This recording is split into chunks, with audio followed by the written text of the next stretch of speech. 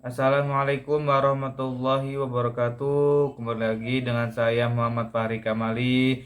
Baik, di sini saya akan menjelaskan kembali dari kelompok 7 yang berjudul Memahami Kondisi Jurnalisme di Indonesia dan Dunia serta Peran Jurnalisme Investigasi dalam Masyarakat Demokratis.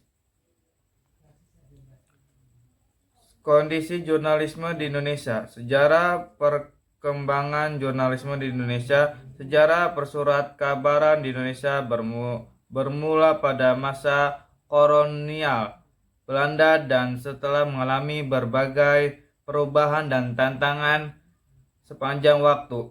Yang pertama, masa penduduk Belanda pada masa penjajahan Belanda pada tahun 1615 atas perintah John Preston Conken diterbitkan Memories der Novelist yang masih ditulis dengan tangan. Dapat dikatakan inilah surat kabar pertama di Indonesia yang masih dalam penerbitan pemerintahan VOC. Yang kedua itu masa pendidikan Jepang. Selama masa pendidikan Jepang di Indonesia selama Perang Dunia II, praktik jurnalisme mengalami perubahan signifikan karena pemerintahan militer Jepang menetapkan kontrol yang ketat terhadap media dan informasi. Yang ketiga, era perjuangan kemerdekaan. Meskipun kegiatan jurnalistik Indonesia diawali oleh Belanda, beberapa pejuang kemerdekaan Indonesia yang menggunakan kewartawan sebagai alat perjuangan. Yang keempat, ada era Orde Lama. Selama periode Orde Lama di Indonesia yang berlangsung dari tahun 1945 hingga awal 1960-an, pers mengalami berbagai perubahan dan tantangan. Yang kelima, era Orde Baru. Selama periode Orde Baru di Indonesia yang berlangsung dari tahun 1966 hingga 1998. Yang keenam itu era reformasi. Era reformasi di Indonesia dimulai pada tahun 1998 adalah jatuhnya rezim Orde Baru yang dipimpin oleh Presiden Soeharto. Itu kondisi jurnalisme di dunia. Kondisi jurnalisme di dunia menunjukkan keragaman yang mencolok terkait kebebasan pers sebagaimana tergambar dalam peta kebebasan pers tahun 2023 yang dirilis oleh reporter negara-negara dengan sistem demokrasi mapan seperti Norwegia, Swedia, dan Irlandia.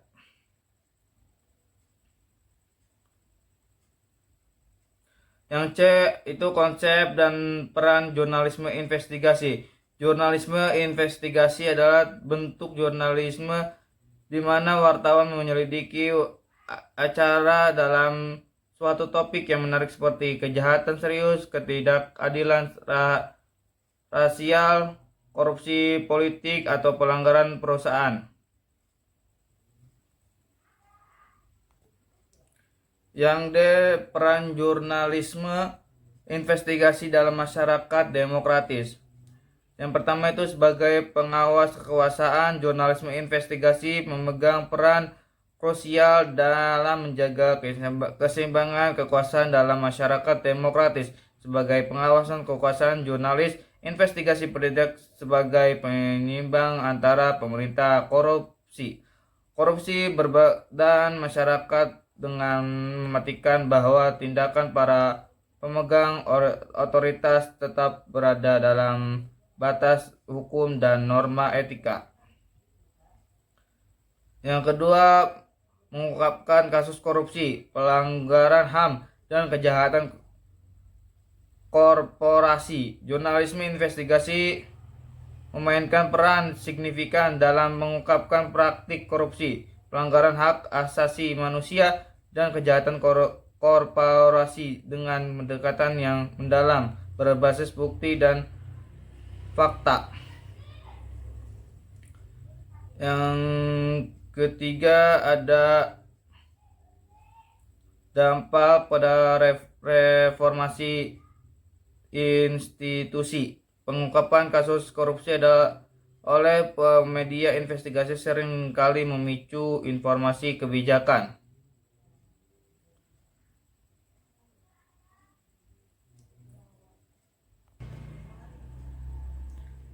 Masa depan jurnalisme di era digital. Yang pertama itu ada AI dalam jurnalisme, ancaman atau peluang. Berikut ini adalah hasil penelitian terkait ancaman dan peluang AI yang telah dilakukan oleh beberapa peneliti. Yang pertama, penelitian dilakukan oleh Brooks et al. Pada tahun 2016 mengungkapkan adanya ancaman terhadap privasi yang terkait dengan penggunaan AI dalam pengumpulan data dan analisis data pribadi. Yang kedua, studi yang dilakukan oleh Ferry Day Osborne pada tahun 2017. Yang ketiga, penelitian yang dilakukan oleh Rajkumar et al. Pada tahun 2019 menyoroti potensi besar AI dalam meningkatkan diagnosa medis dan perawatan kesehatan. Yang keempat itu studi yang dilakukan oleh Leo et al. Pada tahun 2020 mengungkapkan peluang yang signifikan dalam penggunaan kecerdasan buatan AI dalam pengembangan energi terbarukan.